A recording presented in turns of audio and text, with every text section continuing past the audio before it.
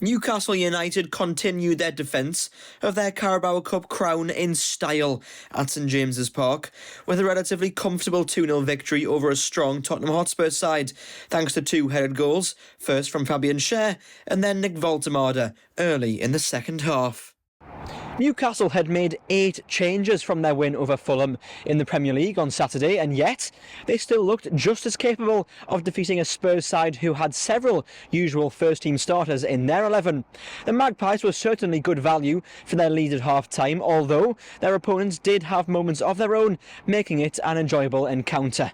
The second half followed a largely similar pattern, with Newcastle starting quickly before adding that all-important second goal.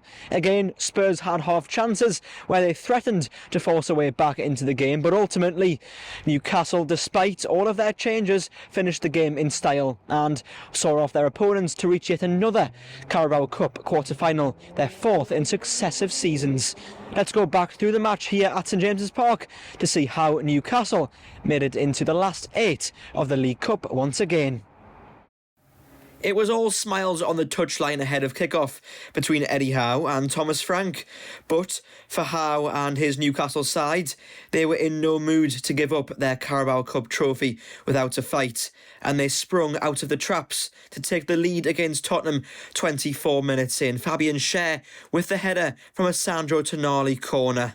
Schär has been ousted from his usual centre-back starting place for Newcastle in recent weeks, but he marked his return to the starting 11 with that goal. As the first half went on, Spurs steadily grew into the match, but Newcastle resisted their pressure well, and early in the second period, the Magpies put the game to bed, Nick Woltemade heading home from a Joe Willock cross.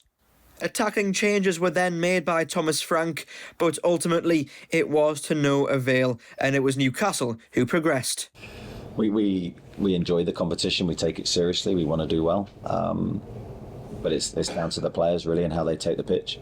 Thought they made a number of changes. There's always a slight doubt about how that team will knit together. How cohesive will it be? But from minute one, I thought we looked in a really good place.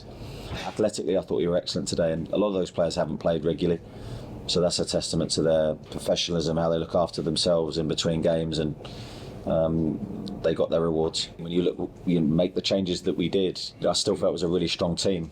Forgetting the bench, the team with the changes for me was, otherwise I wouldn't have picked it. I felt was strong enough to win the game. And then you add the firepower from the bench, and you know that if the game's not going the way that you want, you can possibly turn to it, and it can help you in that way. But I think it puts us in a good place. But I'm very, very calm in this moment. We've got big tests to come. We've still got to get our Premier League form fully on track. We need to be consistent in that competition, so there's still challenges for us to hit. I think it was a very even game. I think it was small margins that decided it. I think our overall performance was good. I think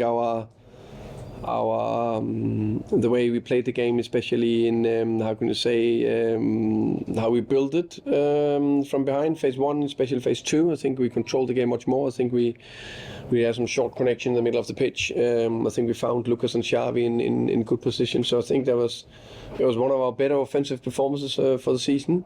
You can say it was not like we created 500% chances, but we created some really big chances. I think Ramsdale had some really good saves.